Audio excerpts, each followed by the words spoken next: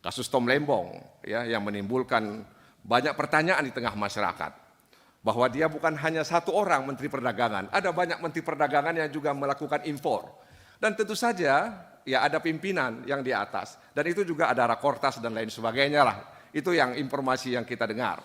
Nah kenapa? Lalu kemudian dipanggil, lalu dijadikan tersangka, ditahan, dan itu menimbulkan spekulasi publik. Dan itu kemudian ya dikhawatirkan mencederai ya citra ya Presiden Prabowo Subianto yang ingin menegakkan hukum seadil-adilnya.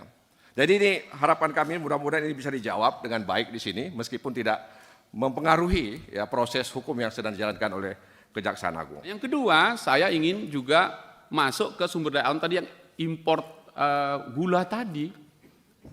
Kami merasakan, mendengarkan percakapan di publik. Penanganan penangkapan kasus Tom Lembong itu syarat dengan dugaan balas dendam politik. Itu yang kami dengarkan. Itu yang kami rekam. Karena itu kita sampaikan. Harus dijelaskan ini ke publik lewat Komisi 3 ini supaya betul-betul kita dapatkan. Pimpinan yang saya hormati, saya hanya menyoroti dua peristiwa yang ada kaitannya. Kali ini izinkan saya berbicara lebih teknis, sehingga ini bisa masuk kepada persoalan yang sebenarnya menjadi akar masalah yang sering dan sekarang lagi gencar ditanyakan oleh warga masyarakat. Ini tidak lain dari kasus Tom Lembong, Bapak Jaksa Agung yang saya hormati. Kenapa demikian? Berkaitan dengan impor gula ini, Peraturan Menteri nomor 527 tahun 2004, peraturan kemudian diubah dengan Peraturan Menteri nomor 117 tahun 2015, membagi gula itu dalam dua bagian. Nah ini saya mau menitik beratkan di sini Pak Jaksa Agung. Gula kristal mentah dan gula kristal putih. Ini dulu. Ya. Kemudian di tahun 2015, 2016. Ya. Saya mau mundur sedikit Pak Jaksa Agung, pimpinan. Di tahun 2004, mulai dari tahun 2004 sampai dengan detik ini, negara kita tuh selalu impor gula. Tidak ada surplus gula. Data yang kami punya adalah bahwa negeri kita itu mulai impor gula sejak dari tahun 2004 sampai dengan detik ini. Baik itu gula kristal mentah dan gula kristal putih. Nah, di tahun 2015, 2016 kita itu mengimpor 5 juta ton gula kristal mentah. Nah, kemudian Pak Tom Lembong ini memberikan persetujuan impor 105 ton. Itu kurang lebih tidak lebih dari 10%. Di depan sudah kami sebutkan bahwa Pak Jaksa Agung menitik beratkan kepada akuntabel dan transparan dalam rangka penegakan hukum. Masyarakat itu bertanya-tanya mengenai kasus yang terkait dengan saudara Tom Lembong ini. Tadi sudah disinggung oleh rekan kami dari Partai Gerindra bahwa jangan sampai masyarakat itu bertanya-tanya bahwa rejim ini membalas dendam. Kami dari Partai Golkar tidak ada kaitan dengan saudara Tom Lembong. Tapi kami mempunyai kepentingan, Partai Golkar mempunyai kepentingan agar pemerintahan Pak Prabowo dan Gibran ini dapat berjalan dengan aman, tertib, stabil, dan mengutamakan penegakan hukum yang keadilan modern seperti yang sudah Pak Jaksa Agung sampaikan. Tadi di depan saya sebutkan Pak Jaksa Agung yang saya hormati, Peraturan Menteri baik 257 tahun 2004, Peraturan Menteri 117 tahun 2015 terkait dengan gula kristal mentah itu tidak perlu izin.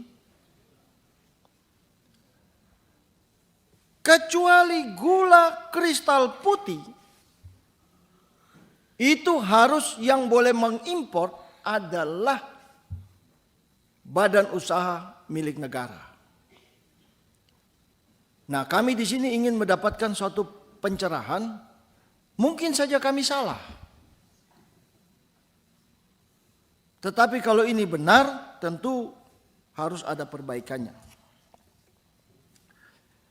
Kami terus terang melihat bahwa di dalam rangka untuk memenuhi kebutuhan kekurangan gula, data yang saya punya adalah impor 105 ton itu pada saat menjelang Lebaran. Pak, ini kan kita bicara bukan saja mengenai perdagangan.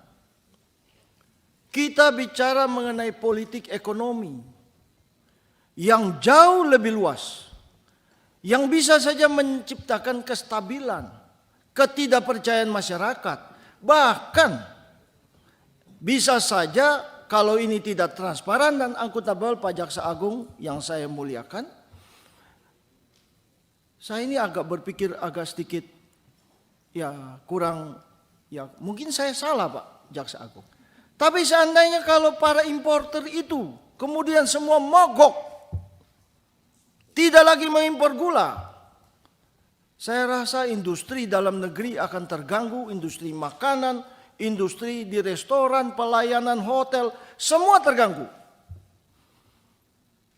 Penegakan hukum itu harus dilihat dalam wilayah yang jauh lebih luas.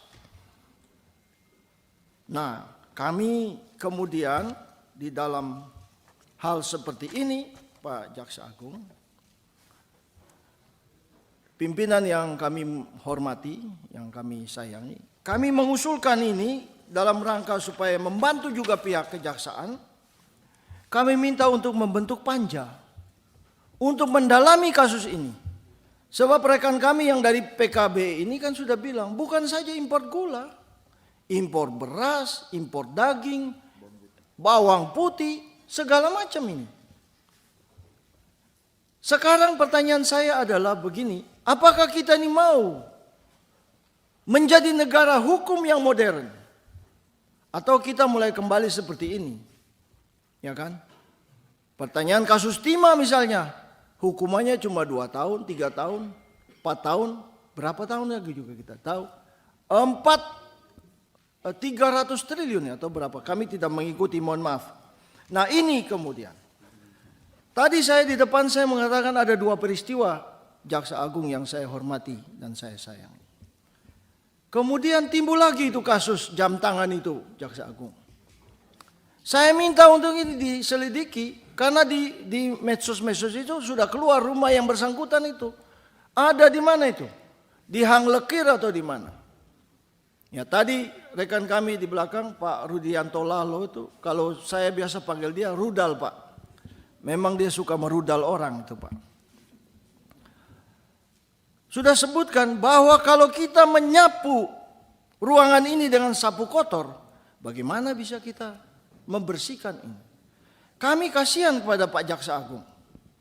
Oleh karena itu kami mohon Pak untuk menindak. Tadi rekan kami dari PKB menanyakan mengenai Papua. Saya ini mewakili masyarakat Papua Tengah Pak. Ya kami mengusulkan agar jaksa-jaksa yang baik, ya teristimewa putra-putra daerah, mohon dipromosikan Pak. Kesimpulannya saya minta kepada pimpinan yang saya hormati, agar kalau memang kasus ini tidak cukup kuat buktinya, ya coba diselesaikan dengan baik. Dengan sama sekali tidak ingin mencampuri tugas pokok kejaksaan, tugas dan kewenangan kejaksaan. Agar kita semua dapat menjelaskan kepada masyarakat apa yang terjadi di belakang ini. Saya rasa demikian. Terima kasih pimpinan.